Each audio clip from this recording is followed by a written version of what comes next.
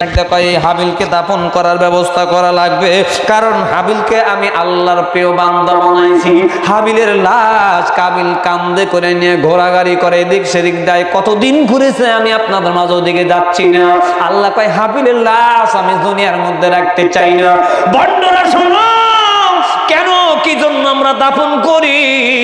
আমার আল্লাহ হাবিলের লাশ দাফন করার কথা বলছে, কারণ হাবিল হলো আল্লাহর প্রিয় বান্দা, কবরে তার জান্নাতের হাওয়া চালু হবে। এবার আমার আল্লাহ কাবিলের সামনে দুইটা কাক আসমান থেকে ফালাইয়া দিল। এখন যদি মনে করেন হুজুর আপনার বানানো কথা, আমি বানানো কথা বলি না, বলছি না, আমার আল্লাহ তাআলা ডাক দেয় কয় ফাবাআসাল্লাহু গুরাবাইয়া বা'তু ফিল আরদি কাইফা ইউআরিসু ওয়া তাকি। আল্লাহ কোরআনে বাজেট করলাম দুইটা কাক জমিনের মধ্যে আমি আল্লাহ ফালাইয়া দিলাম। দুইটা কাক নাই না।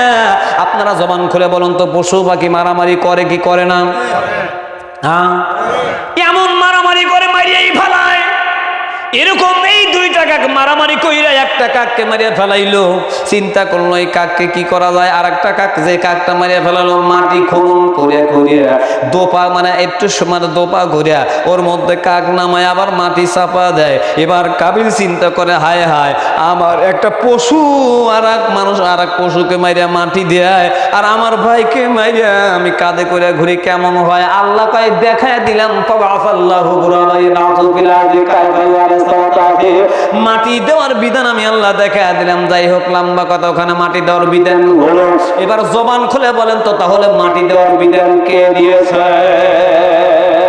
বন্ধুরা কয় মাটি দেওয়ার বিধান না, মাটি দিলে কিচ্ছু হয় না, খাসার কোনো দাম নাই। বুঝে নেন, যদি এরকম প্রশ্ন করে তাহলে আপনারা উত্তর দিবেন ভাই। আর এই যে প্রশ্ন করেছে ওনারা, আজরাইল মরে না, আগুনে পড়ে না, ওখানে কেন মানুষ মরে যায়? উত্তর আমি দেব লাস্টে, আপনাদের শুনিয়ে যাওয়া লাগবে। যতগুলো কথা রাখবো সব কথা আপনাদের একটু স্মরণ করে দেওয়া লাগবে। আমি বলবো ইনশাআল্লাহ, এটা জিকির করেন লা ইলাহা, এটা আওয়াজ আওয়াজ লা ইলাহা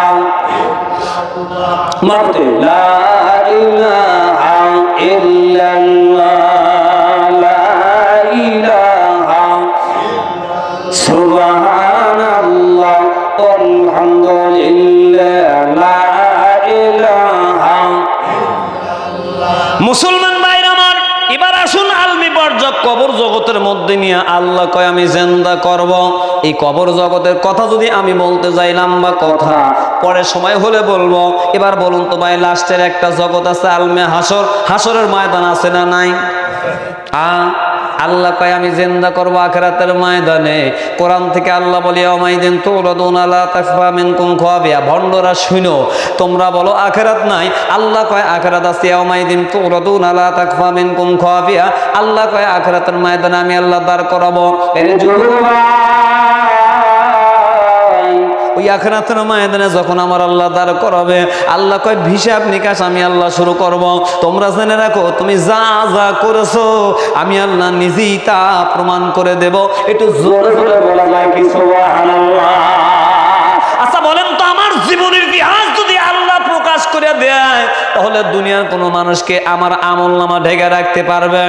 আল্লাহ কয় ইয়াউমাইদিন তুরাদুনা লা তাখফা মিনকুম খাফিয়া। আখিরাতের ময়দানে তোমার জীবনের যা হয়েছে আমি আল্লাহ প্রকাশ করে দেব।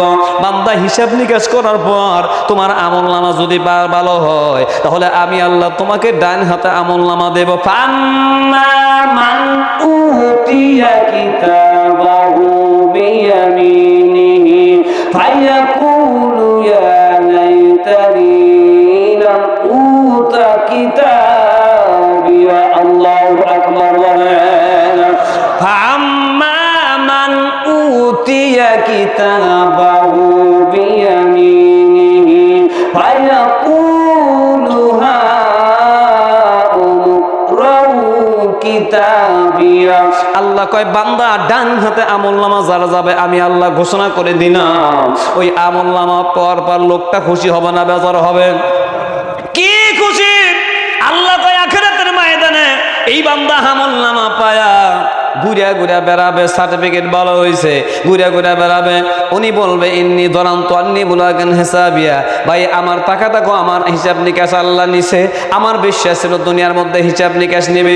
ইন্নি দরান্ত আন্নি মুলাকান হিসাবিয়া, আমার আমলনামা আল্লাহ তাআলা ভালো করছে, খুশি হইয়া মানুষের দ্বারা দ্বারা ঘুরবে।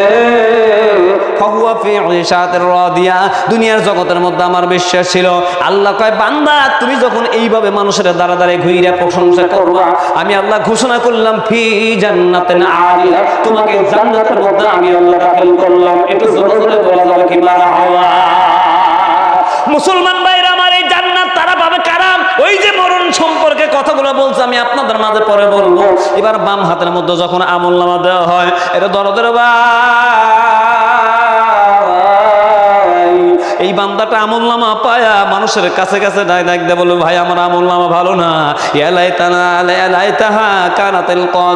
উনি আফসোস করে বলবে হায় হায় আমার প্রথম মৃত্যুটাই যদি আমার জন্য শেষ হয়ে যায়, আমার হিসাব নিকাশ আমি জানতেই পারতাম না, বুঝতেই পারতাম না। আল্লাহ কয় বান্দা এখানে আফসোস করে কোনো লাভ নাই, আখিরাতের ময়দানে এই বান্দাগুলো চোখের পানি ছেড়ে দিয়ে কাঁদবে আর বলবে মা আগনা আন্নি মালিয়া, হায় হায় আমার ধন সম্পদ টাকা পয়সা কিচ্ছু আসতেছে না, হালাকান্নি সুলতানিয়া, পাড়া প্রতিবেশী কেউ আমাকে আগাতে আসে না। আল্লাহ কয় আফসোস করে কোনো লাভ নাই, সন্তান সন্ততি আখিরাতের ময়দানে দাঁড়াবে না। মনে রাখবেন আখিরাতের ময়দানে আমার সন্তান আপনার সন্তান আমার বিপক্ষে ওকালতি করবে। আজকে বাংলাদেশের মধ্যে নিজের সন্তান হয়ে আব্বাকে জব করে দুনিয়া থেকে বিদায় করে নেয়, মাকে জব করে দুনিয়া থেকে বিদায় করে।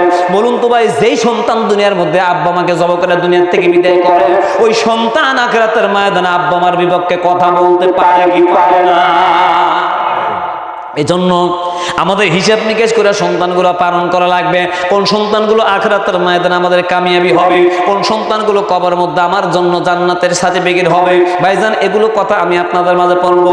আজকেও তো ফেসবুকের মধ্যে দেখলাম একটা সন্তান আব্বাকে এমন মার দিচ্ছে, ভাই সন্তানের আব্বাটা মাটির মধ্যে গড়াগড়ি দিচ্ছে, তারপরও পেটন শুরু করছে। দুঃখ তো আর জায়গা নাই। আমি আপনাদের মাঝে বলি বর্তমান যেই যুগটা এসেছে ভাই, সন্তান পেলেও কিন্তু আমাদের কোনো শান্তির আশা করা যায় না। তবে আজকে আমি যদি সময় পাই, কোন শ্রেণীর সন্তান জগতের মধ্যে বানাবেন, কোরআন দিয়ে বললাম দুনিয়াতেও শান্তি, আখিরাতের ময়দানেও আমাদের জন্য শান্তির বাণী নিয়ে আখিরাতের ময়দানে উপস্থিত করবে। একটু জোরে জোরে বলা যাবে কি সুবহানাল্লাহ। আজকে নিজের সন্তান আব্বাকে মারে, আমারে মারে, মনে দুঃখ লাগে। কেন আপনাদের মারে? এটা আব্বার দোষ, মার দোষ। কেন দোষ আমি আপনাদের মাঝে সেগুলো বলবো ইনশাআল্লাহ।